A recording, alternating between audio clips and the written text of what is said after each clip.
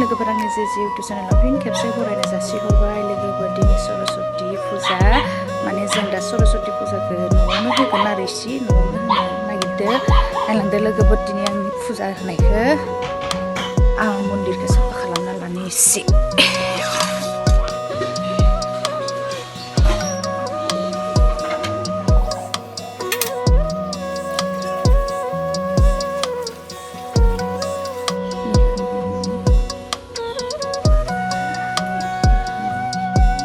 नै आं बाथौखौ लगायग्रोबाय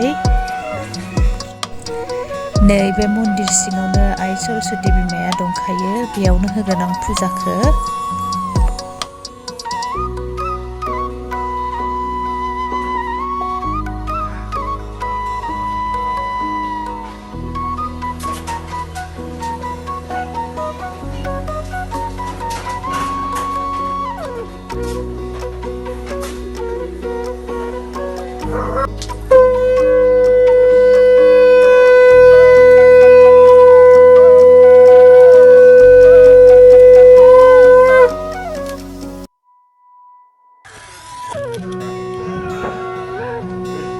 लगायबाय जोङो